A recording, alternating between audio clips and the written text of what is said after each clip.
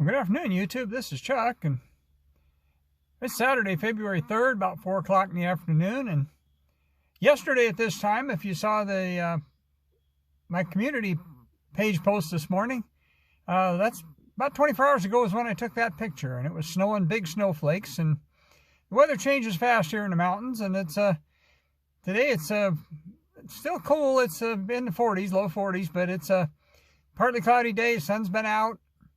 And been quite a pleasant day. All the snow's melted. And it's pretty common for us this time of year that happens. And so when the other day when I was up helping Kevin with his fuel pump, changing the fuel pump, while we had some downtime, we were talking about some stuff. And one of the things we mentioned was an incident that happened a while back. And this would be a Bigfoot incident. And I thought...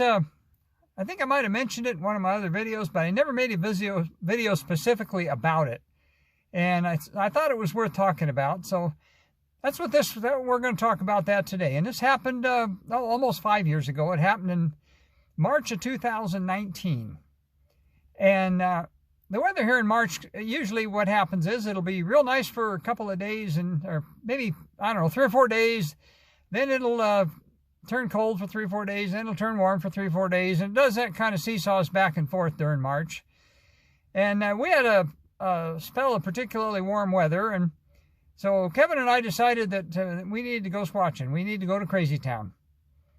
Well, Crazytown, right here where we're sitting, we're at about 5,000 foot elevation, and Crazytown isn't much higher. It's at about 5,400 feet. But the difference here is we're kind of on top of a hill, and Crazytown is down in a canyon with 7,000 foot mountains on both sides. And so we kind of thought that the weather at Crazytown would be about the same as it is here. And it was pretty pleasant here.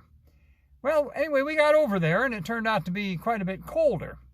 It was down in the canyon. Of course, it doesn't warm up as fast. And there's a creek down there that keeps it cold. And so anyway, it was quite a bit colder than we anticipated. So there was 3 of us over there, and there was my partner Kevin and I, and then his neighbor at the time, a guy named Scott, and he was with us. And we were sitting out like we always do, and we were sitting around the fire pit. We didn't have a fire going, but there's a big stone fire ring there.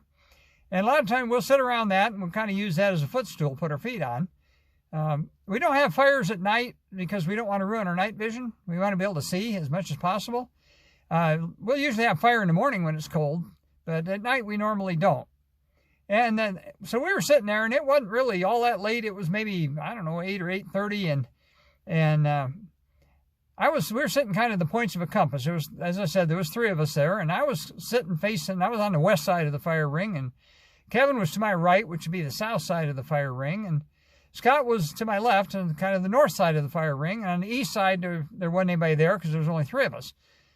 So anyway, we're all bundled up in our, I wear Carhartts, and Kevin wears Dickies, insulated bibs, and big heavy jackets, and all this kind of stuff. But it was pretty darn cold. And we were talking about how cold it was. And now we were bundled up. We had good clothes on, but we're sitting still. And if we'd been up moving, working, doing something, we'd have been fine. But it doesn't make any difference what you're wearing. If you're sitting real still when it's cold out, that cold manages to creep through everything. And we had the chemical hand warmers that we bought at Walmart. We had those in our gloves. And but I was sitting there, and the thing that was really cold with me was my face for one thing, and my feet. My boots weren't quite doing the job, and my feet were cold. My hands, I had the hand warmers in my gloves, and my hands were actually too hot. The hand warmers were so hot they were almost burning in the palms of my hands. Well, Kevin had the same setup, and so we're sitting there, and we're kind of talking about how cold it was, and wondered how our Sasquatch friends, how they deal with the cold weather. So we're sitting there kind of talking about that, and then all of a sudden we hear neighbor Scott over there. He's snoring, and he's falling asleep. And he'd had a big day. I guess he worked that day and then drove all the way up there, and so anyway, he fell asleep over there, and so Kevin and I are kind of joking a little bit about that and talking about how cold it was. And so then Kevin asked, and we've got the forest people around us, we can sense it. And so Kevin asked him, he said, "How do you guys deal with the cold weather?" Because we hear about them dealing all kinds of extremes, from 40 below to 120 above. So obviously they must deal with it somehow. So he asked that question, and then all of a sudden he says, Chuck, you'll never believe what happened. He said, they've done something to me. I can't feel the cold. I can't feel warm. I can't feel cold. I am temperature neutral. And so as soon as he told me that, then I said out loud, I said, hey, can you guys do that to me?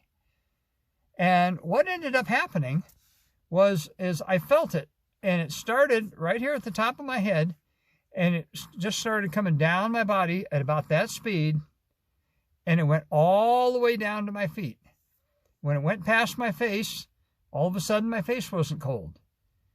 When it went past my hands, all of a sudden my hands weren't hot. And when it got down to my feet, all of a sudden my feet weren't cold. I was absolutely temperature neutral.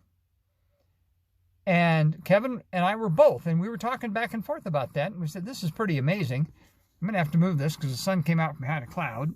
And let me put this over here. Maybe this, hopefully that'll work. Anyway, so lo and behold, we're sitting there and we're absolutely temperature neutral. We're not warm, we're not cold. We can actually, I could feel the texture and the bulk of the hand warmers in my gloves, but I could feel no heat off of them. Everything was neutral. And so we understood how they handle it because they did it to us. And it was that way for about 10 minutes. And then after about 10 minutes, gradually we went back to normal. So we thanked them for showing us that. But that was the only time they had ever done that. It was quite remarkable. And, we asked them how they handled it, and by golly, they showed us how they handled it. And just a little short story. I could say I think I've talked about that before, but I've never made a video specifically about that. I've got some other ones and some other pretty amazing things that have happened, and I'm trying to figure out whether I should do it in a series of short videos or whether I should make like a top 10 or something. And I'll figure that out. But right now I'm sitting out in the van. It's pleasant in here in spite of the cold outside. And so I'm going to tell you, as I always do, take care of each other and love each other and take care of yourself and stay warm. And remember, if you got a nice, cozy, warm place with a roof over your head, there's somebody out there that doesn't. So think kind thoughts about them. So until I talk to you again, I'm just going to tell you, peace out. I'm going to go find the button here, as I always say. No snow left in the bottom yard, all melted. See you next time.